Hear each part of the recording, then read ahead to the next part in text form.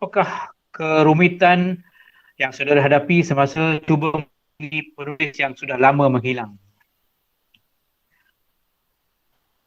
Okey, Mahendra bertanya kesukaran yang saya alami bukan hanya tentang menulis tesis, tapi untuk menghubungi penulis. Sebab tesis ini saya bukan hanya sekadar mengkaji karya, kalau kaji karya saja senang, ambil teks, kaji dan buat tesis, habis. Tapi dalam ini saya mahu memastikan saya mendokumentasi seramai mungkin penulis kaum India yang menghasilkan karya dalam bahasa Malaysia. Jadi penulis-penulis yang saya kenali sejak tahun 91 saya cuba menghubungi balik.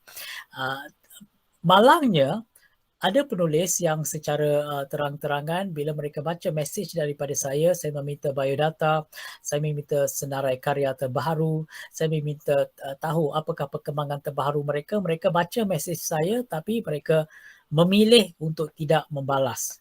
Ada juga penulis yang secara terang-terangan memberitahu saya bahawa saya tidak mahu lagi dikenali sebagai seorang penulis karya kreatif sebab saya mahu tulis karya-karya akademik. Karya akademik yang dimaksudkan ialah buku rujukan sekolah kerana katanya itu yang memberi duit. Dia tidak mahu lagi dikenali sebagai penulis cerpen atau puisi dan meminta supaya tidak dimasukkan biodata yang lebih terperinci. Saya hanya bergantung kepada biodata yang ada pada saya pada waktu itu.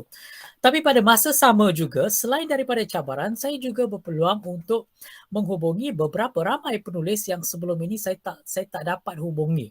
Ya, penulis-penulis baru seperti Selvi, seperti Malini, ya walaupun biodata mereka tidak ada dalam tesis, tetapi bila saya jadikan buku, saya pastikan bahawa maklumat mereka juga dapat dimasukkan dalam versi buku ini.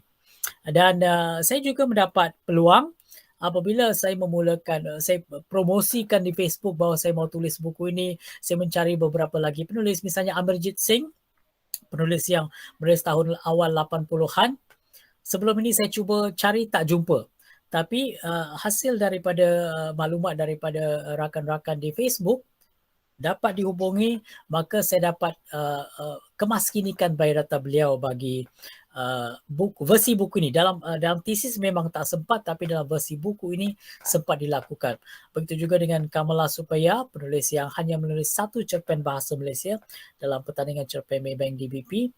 Dapat hubungi beliau, dapat bercakap dengan anak beliau, dapat mewawancara beliau, dapat saya tulis tentang beliau di Utusan Malaysia dan kemaskini biodata dalam versi buku ini. Jadi ada yang positif, ada penulis yang terus terang mengatakan mereka tidak mahu terlibat dan ada juga penulis kaum India yang baharu saya temui dan ada give and take lah, ada pro dan ada juga con.